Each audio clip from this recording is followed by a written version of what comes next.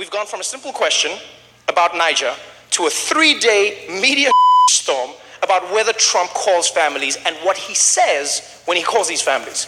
Because by the sounds of it, the families may start out hoping that the president would reach out, and they end up wishing that they had let his calls go to voicemail. That new controversy facing President Trump. He's taking heat for an alleged insensitive remark he made to the widow of a slain Army sergeant. Details of the conversation come from a Democratic congresswoman who overheard the call. I didn't hear the whole phone call, but I did hear him say, I'm sure he knew what he was signing up for. The comments were certainly, I think, taken very far out of context by the media, and if there's any frustration, I think that's where it should be focused. Okay, now look. In Trump's defense, and I know people don't like hearing that phrase, Donald Trump is the worst at words, all right? Can we agree on that? He is the worst at words. He was probably trying to convey a heartfelt message, but instead, the people interpreted it as him disrespecting the troops. That's what they said. He was trying something, and then people are now like, Donald Trump, you disrespected the troops. I bet you wherever Colin Kaepernick is right now, he's probably like, well, ain't that a bitch?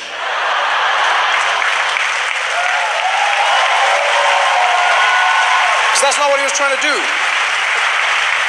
And I don't know, I don't think we should be surprised that Trump offended this family. We've all heard him speak. We're offended every day. Like, what do you think, a phone is going to magically transform him into Sir Phineas the Eloquent? Like Trump's going to be talking like, all these losers and haters, bing, bing, bong, bong, bigly. Hold on, I got to make a call. Greetings and salutations.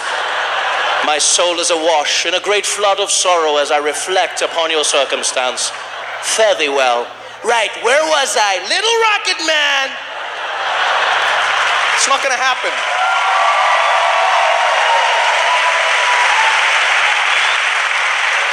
I mean, clearly Donald Trump sucks at making these calls, which is unfortunate, because I don't know who at the White House can make these calls, right? Jared Kushner can't do it because he's on line 1 fixing the Middle East.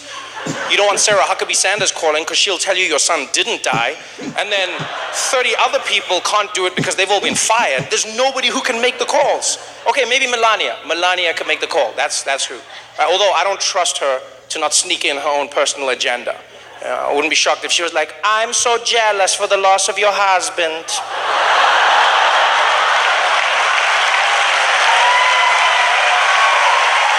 And look, Trump can't be faulted for not being articulate, but he can be blamed for making an unnecessary problem worse.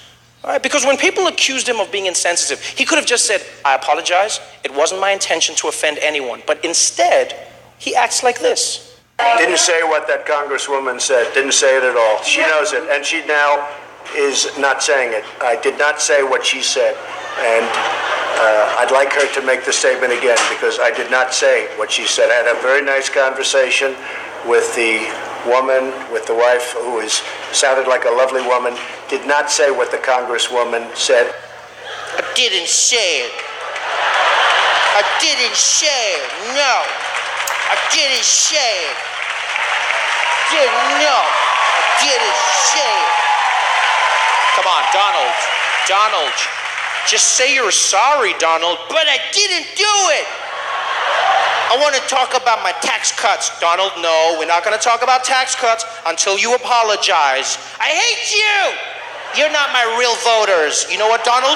We didn't want you either, okay? You were an accident. There was a hole in the electoral system, and we're just trying to make this work, Donald. Now go to your room. So here we are, at the end of another week, going through another scandal that didn't need to exist. Because do you guys even remember what this press conference was about? Does anyone remember? It was Trump coming out with Mitch McConnell to say everything was going well. That was the original cause. That's why they did it. Can you imagine if you worked in the White House, right? Like, imagine if you were there before the press conference and you were there afterwards, but you missed the press conference itself. You would be like, what the happened? Imagine, you'd be waiting there and you'd be like, okay, so this press conference, what are we doing, guys? And we'd be like Trump and Mitch and be like, oh, we're just going out, Mitch and I are just gonna say we're friends. Oh, that's it? You're just gonna say you're friends? Yeah, that's it. All right, cool. All right, this sounds easy. You know what, I'm gonna go take a dump. I'll see you guys afterwards, yeah? Yeah? And you come back like 10 minutes later and it's just like, yo, quickly, we need a list of Gold Star families. We're in a fight with a black lady in a cowboy hat and we need to borrow $25,000. What the hell happened? Just do it. Just do it. Every press conference, every single press conference becomes something else.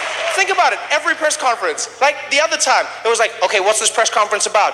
Well, we're just gonna talk about roads and bridges. Oh, cool, infrastructure. All right, that's boring, that's safe. All right, I'm gonna go take a dump. 10 minutes, yeah, I'll be back. And you come back later and it's just like, yo, do you know any good Nazis? We need to find some good Nazis, please. What are we talking about Nazis? What about the roads? Nigga, forget the roads. We need to find good Nazis. Off a cliff. It must be insane. Look, this problem isn't getting any better. So basically, if you're working for Trump, either find a new job or stock up on some adult diapers.